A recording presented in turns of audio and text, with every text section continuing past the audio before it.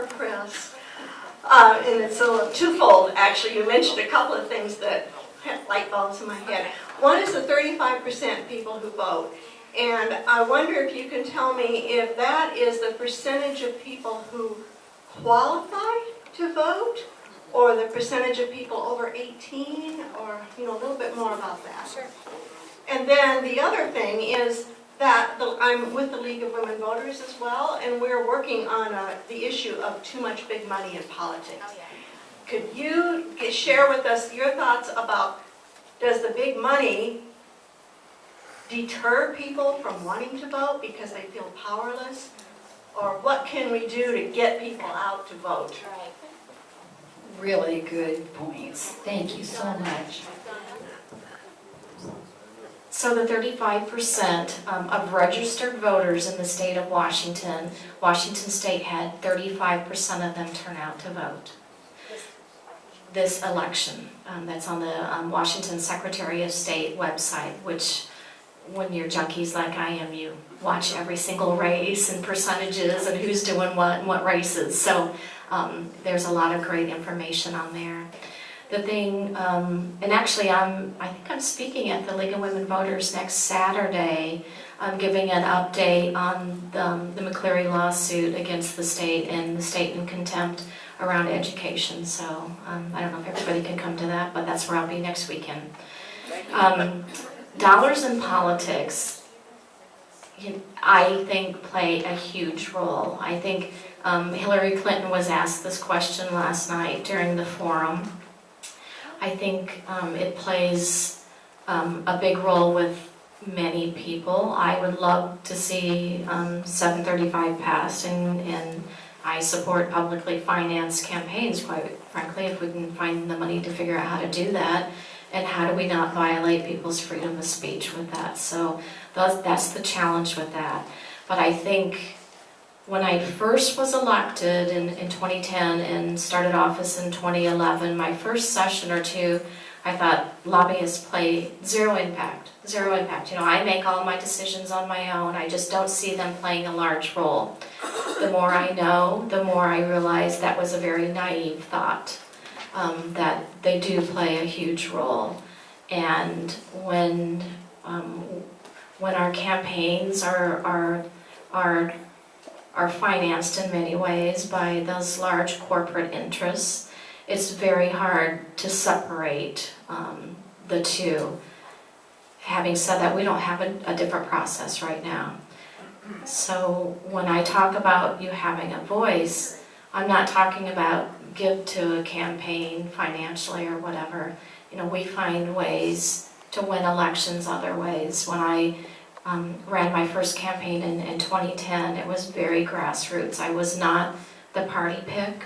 No one knew me, and it was me knocking on 20,000 doors with my best friend and my dad. So I think it's possible, but I also was just talking about the legislative race that we just lost on Tuesday night. It is not just about state politics. The Republican National Committee played a key role in that race also. So those big super PACs and the Republicans at the national level want Washington State to flip to red. And they are putting big money into races in order to do that. It's very hard for us to win races when that happens, but both sides can be guilty of that too. So, Thank you, and I'd like to add that part of the problem is that ALEC gets a lot of pre-written legislative material that goes to the lobbyists, and part of the agenda that we are seeing in our state is we are being held in ransom to some ALEC legislative decisions.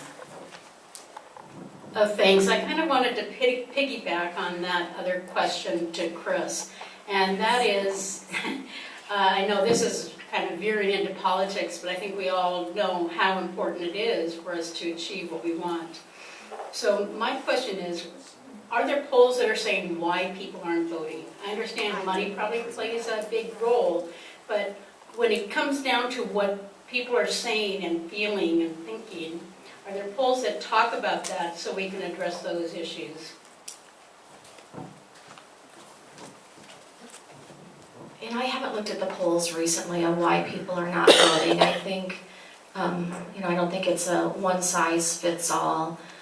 In some respects, I think coming from Washington and Oregon and being very blue progressive states, we got a little bit lazy. And we're not quite as energized, because when you're on top, you're not quite as energized as the folks that are trying to throw the king off the hill. So I think that's part of it. But I think there is some to the concept that people don't feel like they're being represented by their electeds and don't feel that connection. And I think that's one of the reasons I try to get out as much as I can. And, when I said earlier, go to events where you're elected people are and talk to them. Because quite frankly, we are the same people that live next door to you. We have mortgage payments, we have families, but sometimes we forget why we ran for office, and we forget how to be humble and how to serve people. And I think we need to be reminded on a daily basis. So I think for me, and I would hope for people in this room, is how do you tell people that they really do have a voice? But you lose 100% of your voice when you don't vote, because very conservative folks that think government is bad are gonna win in that scenario. And I just think, as we heard from these two wonderful people, there are wonderful things that we can do to make our community strong and to make our families strong, and we have to be committed to that. So. Yeah, thank you. And I'd like to say that when she said that 34% were registered voters, that means the rest of people who qualify but are not registered, that is a huge issue, and that's something that needs to be addressed. And I think that if all of you would go to the local high school and say, please register seniors, that would be really very helpful. I sponsored legislation that tried to do the automatic, when you get your driver's license, you're automatically pre-registered to vote. The Bellingham paper kind of reported on it wrong, that I supported kids at 16 to vote. That's not what the bill did. You gotta read the bill. I wanted to add to this. Also, I had the chance to take a course up at Western from Todd Donovan, who's running for office for us. I don't know. Excellent! Good. Anyway, excuse this feedback. Further, thank you. He said that one good thing, one thing to realize is that, for instance, in Germany, they vote so much less often than we do. We are constantly, it's voter fatigue. We're bombarded with an election every 6 weeks? And I was told that this is because with our short little American attention spans, that if there's a long ballot, we won't get to the bottom. On the other hand, why are these so many unopposed people there? Why are we forced to vote for mayor if nobody's running against her? So I think that part of this, I think we need to look at voter fatigue, and I think that part of that is with whatever it is, the voting commission. And I don't think it's expensive for everybody, and we lose elections. Why do we have to vote so often? Can I just say something about that unopposed, how many people were unopposed in this recent ballot? Yeah. Apparently that was a strategic plan that the Republican Party didn't field candidates to oppose them, because that could have engendered a higher liberal or Democratic voter turnout. And they would have lost anyway. Say it again? And part of it is that they're trying to create a voter fatigue by having a ballot that was that long. Because I know people who said, my gosh, I'm not going to spend 4 hours figuring that out. I want to say, while I'm walking to the next person, that the League of Women Voters meeting on education next week is going to be at Northwood Hall. And I don't have the time. At 10 o'clock? It's an action workshop, and it is at Northwoods Hall. Anyone could come to me to get more information, or the League of Women Voters of Bellingham has a website to let you know how to attend that event. I think it's 10 to 3, and it's a $25 fee because we are giving you lunch as well as some materials. Ooh. Okay. Hi, maybe just a little change of pace. Trina A lot of us have been watching the Accountable Communities Health Program, and we've seen that the state has gotten quite a good bit of money to put into that program, and that our North Puget Sound group has now got some money in that. In my recollection, that happened like about January 1st. And I keep looking to see what is the North Puget Sound group doing. We just got a little announcement from WAHA in an email, I think it was yesterday, and it says they're still kind of trying to decide what to do. So what's going on, and is there anything that we can do to be involved with, and perhaps can we get a little more community representation on that group that is organizing and running the Accountable Communities of Health? Sure. I'll do the best I can to answer that question. I too hear you, and I see, there is a newsletter that's available. I would go onto the WAHA website and see if you could sign up for the newsletter. Okay. I do agree that sometimes it's frustrating because you keep hearing that we're still trying to plan, still trying to decide which programs are the most important ones and where to start. But remember that this is bringing people from Skagit and Island, a large area together. And this is the first time that I know of that players from all different organizations from a 3-county system are getting together to work on something. And I think that makes it more complicated. Can you tell how many times have they met since January? Yeah, I can't answer that question exactly because I'm not on the task force. But It I sounds know, like maybe just a couple times. no, they've met more than that. Okay. Yeah, they're meeting regularly and it's actually ramping up. I was part of a meeting just the other day where they're really focusing now on going back to the table one more time with what their first project is going to be. They want a quick win, they want one project that's kind of mainstream what they're going to do, and that's very, very close to being started. And I think it's going to be part of a program that's already one of our programs in place to make it easier. So, yeah, but I hear you. And the last thing is community input. What can we do? Other than watching the newsletter and supporting any legislation that ever comes out of it, and voting the right way, I don't know if there's anything else that a community member can do at this point. The board member, the list of members that are working on that is available, I believe, in the newsletter or on our website. Contacting any of them with your concerns or your suggestions would be helpful. They're all at the table, and they can bring your suggestions forward. Yeah, I've gone through, they look like pretty much provider list. They are, yes, I know. It's the community providers throughout all the 3-county system. Thank you. Thank you, Linda. Okay, I'm working back. Charles on this side. I have a question and a comment. The first one's a comment. In regards to the ability for people to vote, I think one suggestion would be give us a paid day off to vote. And the second one is, according to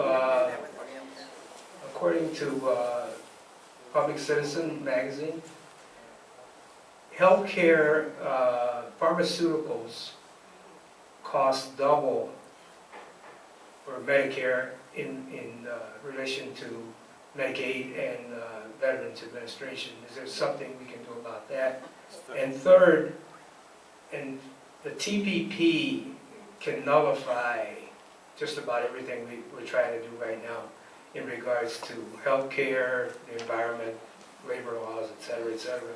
And Rick Larson is having a forum throughout the state, and he's speaking on how he would vote for or against the TPP, and he's looking for input from us.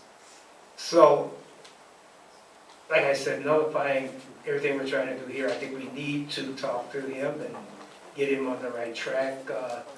I think Alice has the dates and the times he was going to be here in November. Charles, isn't Del Benny also going to say she's going to vote? I don't know anything about Del Bailey. She's not my district. Actually, Del Benny, after we got Rick Larson to say he would come out, came out a day or two later and said she's going to have a telephone conference some night at the end. But anyway, Rick is going to be on Friday the 13th, right across the street at the Bellingham City Hall, and he's going to be talking about why he voted to fast-track TPP.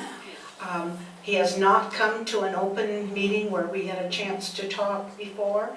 It will be at 5:30 to 7 in the building right here, and I would like a variety of people to talk about how it could affect their health, their food, their jobs, the sovereignty of our country.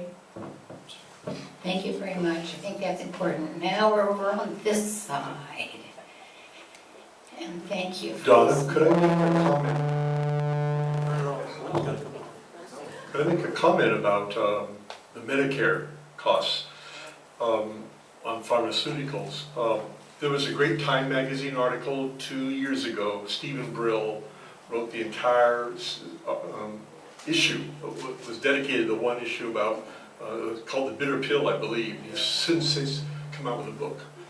But it's a congressional law that they have been prohibited, Congress had prohibited itself, the temporary majority the year that the law was written prohibited that Congress from dealing with bulk purchasing or trying to negotiate controlled prices.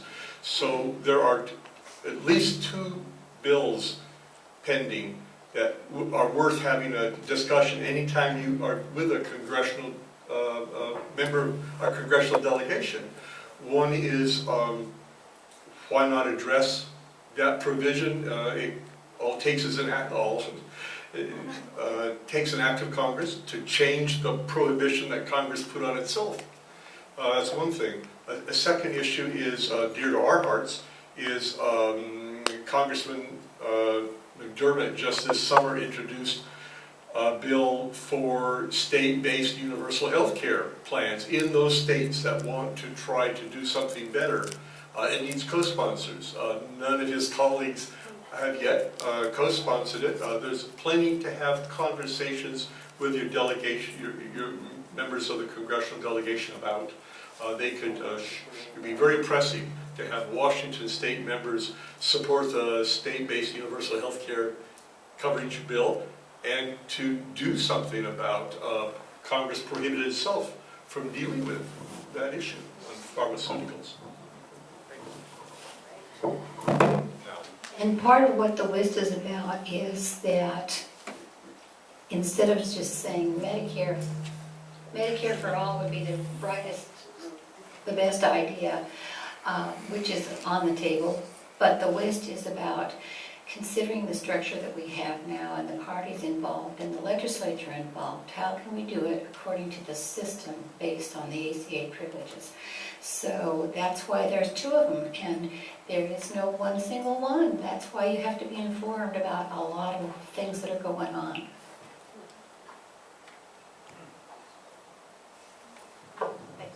I have another question on back to pharmaceuticals. I wanted to know if WAHA is involved in assisting individuals who have difficulty coming up with the funds to pay for these currently expensive drugs or long-term illnesses and incurable illnesses.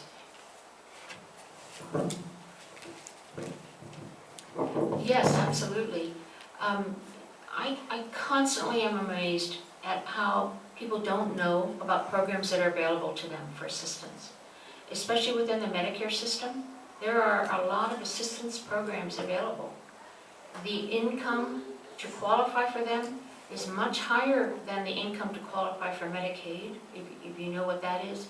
You can qualify quite easily on Medicare for some assistance to pay for different portions of your Medicare, whatever you're struggling with, including pharmaceuticals. People just don't know about them, and they don't apply and find out about them. So if you're on Medicare and you're having trouble paying for anything, you need to go and get an assessment and an evaluation by somebody who's really trained and knows how to help you.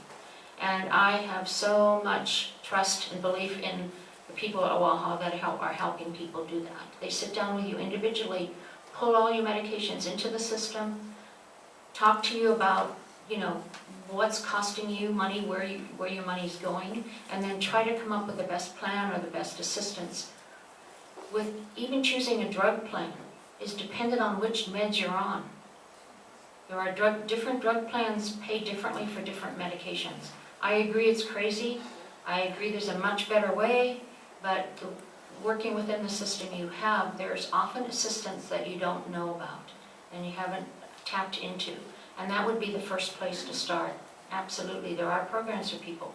And then we help people all the time that even if that fails, there are some medication assistance programs available to some people.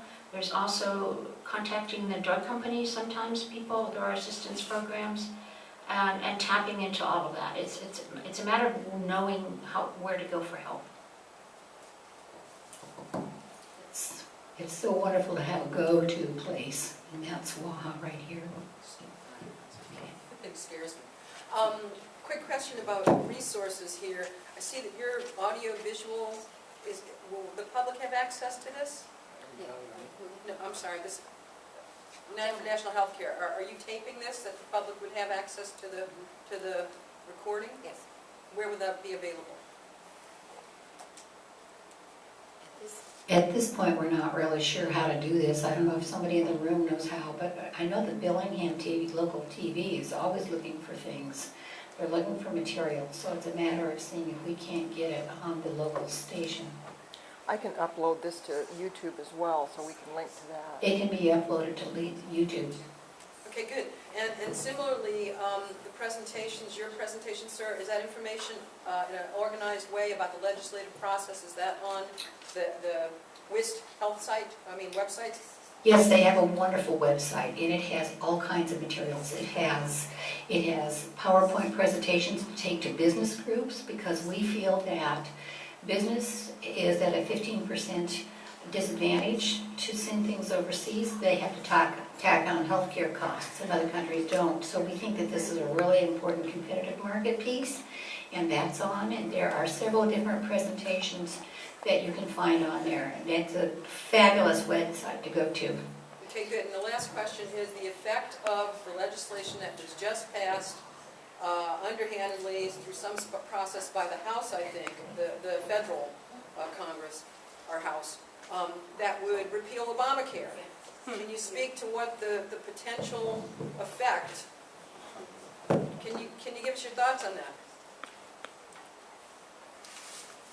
I think one of the good words out of D.C. is that I think it's been 53 votes to repeal Obamacare in the House, 55, and they don't go anywhere, fortunately, in this session. It's a nuisance gesture to constantly harass.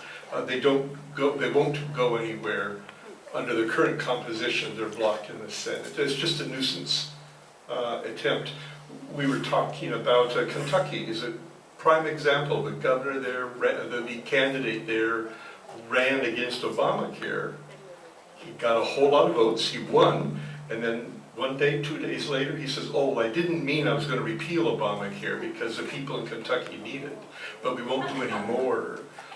This kind of chicanery goes on all the time. But at least in this Congress, the Senate will never let that bill see the light of day. But he won on that. I'm sorry, yes, he did. He won. He actually 2 days, won yes. on that agenda, repealing Obamacare. I didn't mean to dismiss that. I mean, that's the issue. And he won, and now he's backtracking because, of course, that would have a huge impact in his state. And so the march goes on. And that's another reason why it's so terribly important to make sure that the voters that were out, to get the legislators that are going to control this. And thank goodness at this point in time today, not after the next election, this point in time, we have a Senate that keep that from happening and being a problem, but we've got to make sure it stays that way. Thank you. Chris, this question's for you. Voter fatigue. Canada just had, their elections are only 3 months long. They cannot campaign before 3 months. Is it possible to even approach this in our country? Because that's why we're fatigued. We're already listening, and we feel like we should be voting for the presidential election already. I mean, it's crazy. I am very fatigued too, so I basically, when you're in the House of Representatives, we run every 2 years, so I am campaigning basically all the time. And I want to be working. Well, that's it. And so we have had great resistance on both sides of the aisle with whatever voter changes that we wanted to make. We haven't been able to institute, whether they're progressive or whether they're conservative. They're basically, it's just total Well, gridlock. they spend all their time Yep. campaigning. Tell me about it. It's just so You're speaking to the choir, man. I have to pound the pavement all the time, which is a good thing, because I guess I want to backtrack a little bit even on myself on that, because by forcing us to be out every 2 years, it forces us out around into the people. That we're knocking on doors and that we're at events that people have access to us. So I think that part of it is good, because we shouldn't just disappear for 4 years and you don't see us again. I think that is the positive piece of it. The voter fatigue is a huge thing, because of course I've been meeting with the school districts trying to figure out the funding for McCleary, and many of our school districts will be going out in February. So you're going to get ballots in February from many of our school districts, because they feel like if they are on a general election ballot in November, it gets lost. Is that you won't go to the bottom of the boxes and check where you are, and then those school levies and bonds fail. So I don't know what the happy medium is. I don't know if we have a perfect system, but the voter fatigue is a reality. But I think, would you feel that way if you were really energized about the topics that were on there and that you were making a difference? People follow politics like they follow campaigning. Well, and it's almost like the person with a microphone gets to have an opinion. The thing about the money in the politics is that they're paying these advertisers, and in a capitalist system, when there's profit to be made, there's a huge, huge, huge industry that is supported by the campaigning industry and the lobbying industry, and that's where the money comes from, and that's why it circles right back to that problem. Thank you. I really love the discussion, the political discussion, but I want to turn it back to the healthcare part. I think there was a lesson. A lot of us were looking forward to seeing changes in the state of Vermont, and people were excited because there was a governor, was it Shumlin, who got elected, saying that he would bring. Pardon me? We could hear you without the mic. Well, actually, just Better. Why didn't you speak up? Anyway, there were those of us who were looking forward to what would happen in Vermont. Vermont was supposed to be the bellwether state. It was supposed to be the state that was supposed to lead the country, right, at one point? And we were looking forward to the changes coming out of Vermont. We thought Vermont would take the lead. They had someone run named Peter Shumlin, who ran on universal health care for that state. He got elected, and after he got elected, there was a pause, and what happened?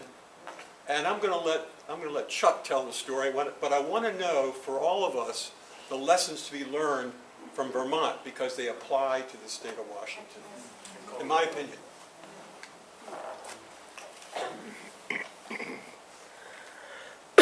Marshall, I'd be glad to start and then have Representative Litton add whatever she likes from her vantage point on the Finance Committee. There's a great paper done by the Colorado people who wanted to know how to tell the voters in Colorado it's still possible. What happened in Vermont was a one-state phenomena. So they went back to the economist from Harvard, William Shao, and said, you helped craft the bill. Was there something wrong with the bill, or what happened? And he said, it wasn't my bill. He points out something important about the political process. That is, we need to understand the political process because it's the one we work under and we design. But if you give legislators a blank bill, vaguely written, then it's up to them to fill it in. Well, the job of every representative, a legislator, is to listen to the constituents. Well, what do you want in the bill? Aha. So here's how you have to do both sides. There was a bill that had been costed out. The most important thing is to have an actuarial, if I'm saying it right, actuarial study done. Because the actuaries will tell you exactly what it's going to cost if you put these 5 things, benefits, in the bill. What happened in Vermont is, I believe they had one large corporation in the state, larger than any others, and they wanted to get some special coverage. And then a lot of the workers who lived in both sides of Vermont, they hadn't quite dealt with what happens if you live outside the state and you come in the state and you go back out of the state at night to go home in New York. That was an issue for a small state. But largely it's going to be if people who submit a bill, so we think we have submitted a well-crafted bill, but it's going to be important to watch the provisions. And if somebody starts to put in vision, or put in dental, or put in long-term care, each of those things, legislators have a right to ask their constituents, okay, well, how much do you already pay? Do you know how much you already pay for your medical coverage? Now, if we cost it out to be this much, are you going to say, oh my God, $150 in taxes, I'm going to vote no, I'm going to vote against you? Or are we going to say, oh, I know that I pay $675 a month in premiums, given everything, I would be so thankful for you to only charge me $175 in individual premium. But the legislators don't get that kind of feedback from their constituents. Do we all I don't. Do we all know how much exactly we're paying? Even in our car insurance, in a country or state that has universal coverage, we don't have to put in medical costs into our car insurance. That comes down. A lot of things would come down. And then they get called a premium. Oh, but if you call that a tax, oh, I'm going to vote against that legislator who helped craft that. Oh, it must be, they're raising taxes.